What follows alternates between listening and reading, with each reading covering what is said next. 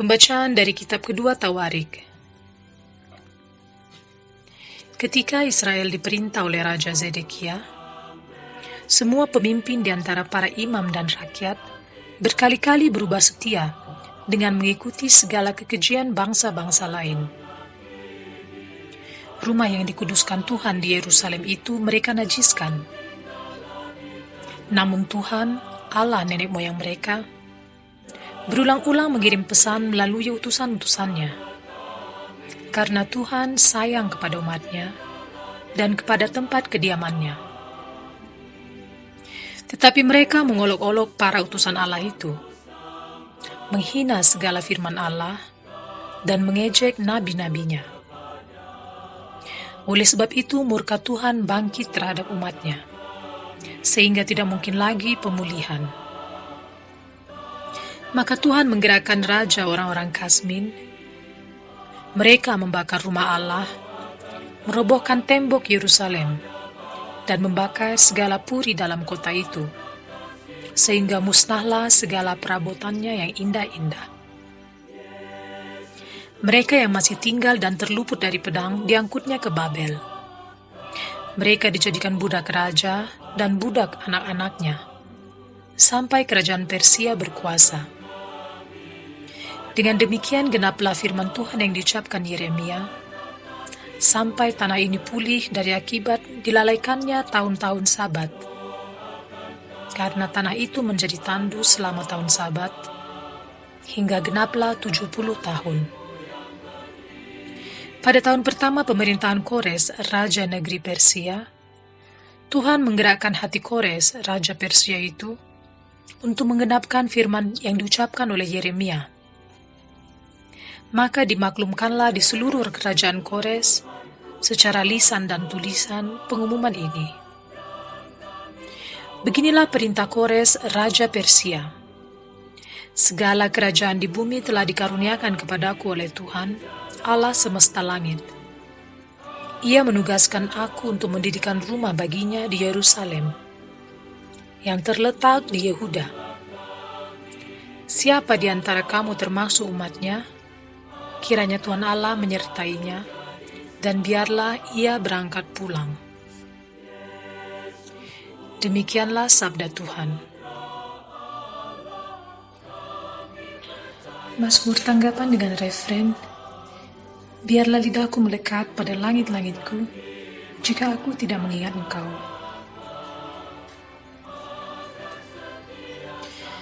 Di tepi sungai-sungai Babel, di sanalah kita menangis apabila kita mengingat Sion.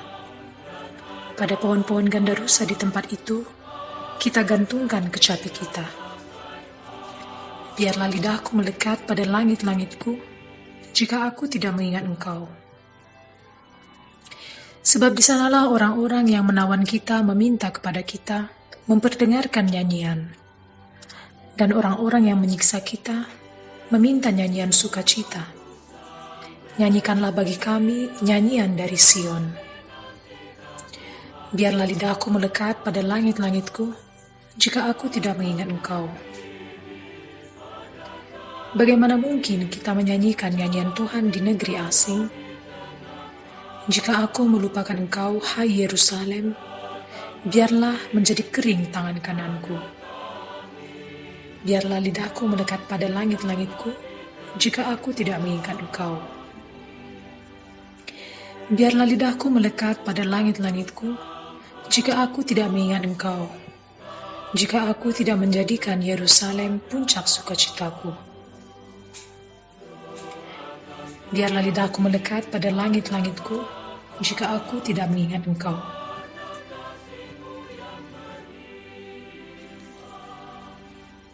Pembacaan dari Surat Rasul Paulus kepada jemaat di Efesus. Saudara-saudara, terdorong oleh kasih karunia-Nya yang besar, yang telah dilimpahkannya kepada kita, Allah yang kaya dengan rahmat telah menghidupkan kita bersama dengan Kristus. Sekalipun kita telah mati karena kesalahan kita, jadi kamu diselamatkan berkat kasih karunia. Di dalam Kristus Yesus itu, Allah telah membangkitkan kita juga dan memberikan tempat di surga bersama dengan Dia. Dengan itu, Allah bermaksud di masa yang akan datang menyatakan kepada kita kasih karunia-Nya yang berlimpah sesuai dengan kebaikan-Nya terhadap kita dalam Kristus Yesus. Sebab berkat kasih karunia kamu diselamatkan oleh iman. Keselamatan itu bukanlah hasil usahamu, melainkan pemberian Allah. Jadi keselamatan itu bukan hasil pekerjaanmu. Maka jangan sampai ada orang yang memegahkan diri.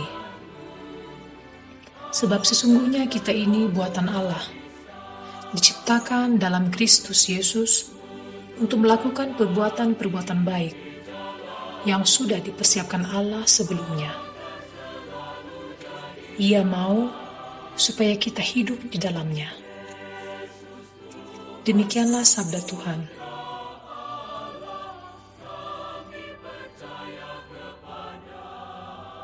Begitu besar kasih Allah akan dunia, sehingga Ia mengaruniakan anaknya yang tunggal, supaya setiap orang yang percaya kepadanya beroleh hidup yang kekal.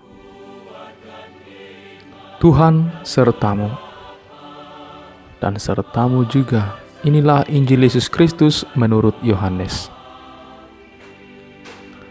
Sekali peristiwa, Yesus berkata kepada Nikodemus yang datang kepadanya pada waktu malam, "Sama seperti Musa meninggikan ular di padang gurun, demikian juga Anak Manusia harus ditinggikan, supaya setiap orang yang percaya kepadanya beroleh hidup yang kekal."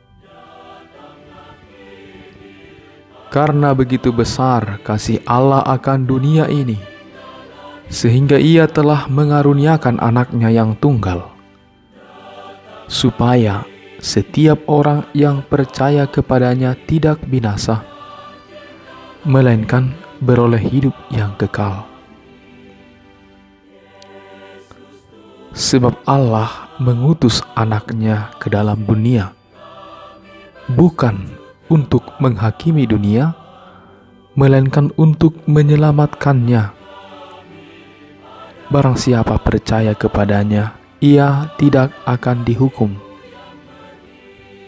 Tetapi barang siapa tidak percaya, ia telah berada di bawah hukuman, sebab ia tidak percaya dalam nama Anak Tunggal Allah.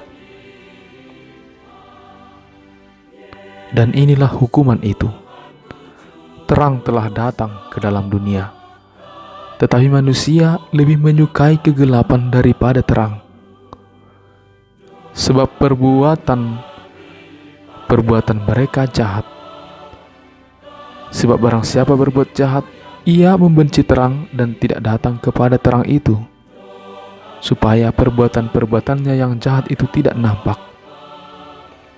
Tetapi barang siapa melakukan yang benar, ia datang kepada terang, supaya menjadi nyata bahwa perbuatan-perbuatannya dilakukan dalam Allah.